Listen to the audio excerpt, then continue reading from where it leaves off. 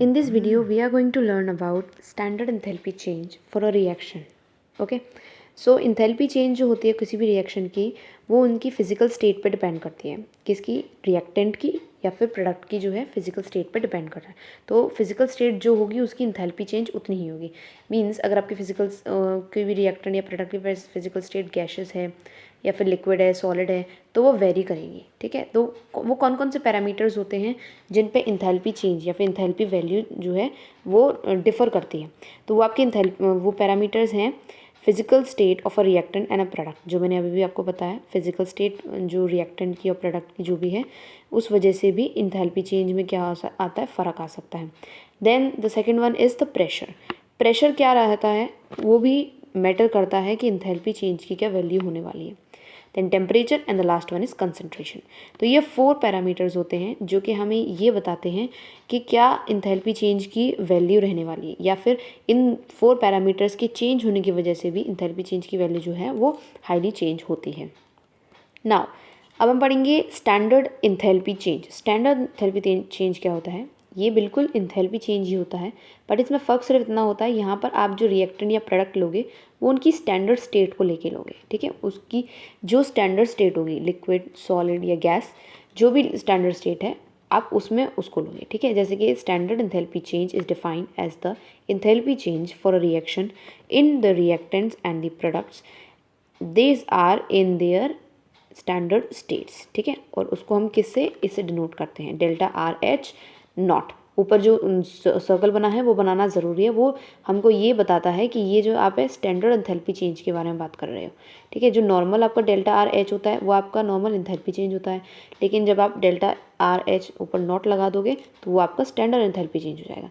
तो standard enthalpy change वो enthalpy change होता है जब रिएक्टेंट और प्रोडक्ट जो होते हैं आपके स्टैंडर्ड स्टेट में आते हैं। ठीक है, एक बार फिर से पढ़ते हैं। The standard enthalpy change is defined as the enthalpy change of a reaction in which the reactant and the product are in their in standard state. ठीक है, नाउ स्टैंडर्ड स्टेट जो होती है लिक्विड, गैसेस, लिक्विड या फिर solid substance की, वो pure crystalline, liquid या आइडियल गैस सब्सटेंस की तरह भी एक्ट कर सकती है। मतलब कि स्टैंडर्ड स्टेट जो है वो या तो कोई क्रिस्टल या कोई आपका सब्सटेंस जो है प्योर क्रिस्टलाइन हो सकता है, लिक्विड स्टेट में हो सकता है, या आइडियल गैसेज में भी हो सकता है। ठीक है, at the pressure of 1 bar temperature of interest. ठीक है, तो प्रेशर हम कितना लेते हैं, 1 बार, और टेम्परेचर हमारा जो आपका वैल्यू दे रखी होती है वो। ओके, तो ये आपका स्टैंडर्ड एंथैल्पी चेंज के बारे में था। अब हम पढ़ेंगे the relationship between delta U and delta H. Delta U आपका क्या होता है, हमने पहले ही पढ़ा था, तो वो होता है आपका चेंज इन इंटरनल एनर्जी, और डेल्टा एच आपका इंथैल्पी चेंज जो हमने पढ़ा। ठीक है, तो देखिए इसमें क्या रिलेशन होता है, ये पूरा एक डेरिवेशन है। ठीक है, इसको अच्छे से देख लीजिएगा। एंड डेरिवेशन का जो रिजल्ट निकल के आता है वो आपकी ये एक इक्वेशन होती है। इसी इक्वेशन के बेस पे न्यूमेरिकल्स पूछे जाते हैं। तो इक्वेशन क्या है आपकी, delta U equals to delta H minus N G R T. अब इसमें डेल्टा यू आपका internal energy, delta H enthalpy change, and delta N G ये आपका है नंबर ऑफ मोल्स का चेंज, मतलब कि number of moles of product minus number of moles of reactant. And हाँ, स्पेशली ये ध्यान रखिएगा जो मोल्स आप लेंगे वो गैसियस स्टेट में होना चाहिए, तभी आपका यहाँ पर एन जी लिखा हुआ है। तो प्रोडक्ट माइनस रिएक्टेंट, और प्रोडक्ट से ही रिएक्टेंट माइनस होते हैं, उल्टा नहीं होता, रिएक्टेंट से प्रोडक्ट माइनस नहीं होता। ठीक है, तो delta N G R T, R यहाँ पर आपका 8.314 आ जाता है। ठीक है, एंड टी आपकी वैल्यू जो है स्टैंडर्ड टेम्परेचर की वैल्यू हो सकती है। ठीक है, 298 केल्विन। तो ये आपका था आपकी इक्वेशन थी ये पूरी। अब क्वेश्चन में आपको या तो टेम्परेचर दे रखा होगा या फिर आपको टेम्परेचर नॉर्मल स्टैंडर्ड वाला लगाना होगा। ठीक है, तो इस बेस पे इक्वेशन के बेस पे आपका न्यूमेरिकल आने के चांसेस काफ़ी ज़्यादा हैं, इसको अच्छे से प्रैक्टिस कर लीजिएगा। अब हम कुछ पॉइंट्स के बारे में पढ़ लेते हैं। This is in order to establish the relation of reaction involving the gases, reactants and the products, we need to make 2 assumptions। तो हमें 2 assumptions बनाने होते हैं। कौन कौन से assumptions? कि आपको assume करना होगा कि आपकी जो भी gaseous species हैं वो ideally behave कर रही हैं, मीन्स वो ideal gases हैं। ठीक है, नॉर्मल गैस ना होकर आइडियल गैसेस हैं।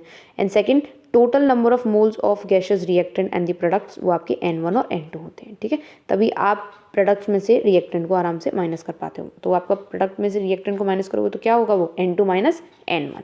ठीक है, तो ये आपकी रिएक्शन थी, इक्वेशन। तो अब 3 इंपॉर्टेंट पॉइंट्स वो क्या हैं कि जब आपका डेल्टा एच और डेल्टा यू मतलब इंटरनल एनर्जी और इंथैल्पी चेंज दोनों अगर बराबर होंगे तो इसका मतलब क्या हुआ, number of moles of reactant बराबर होंगे number of moles of product के। अगर आपका डेल्टा एच मतलब इंथैल्पी चेंज कम होता है इंटरनल एनर्जी से तो आपका रिएक्टेंट साइड जो होगी उसके नंबर ऑफ मोल्स ज़्यादा होंगे।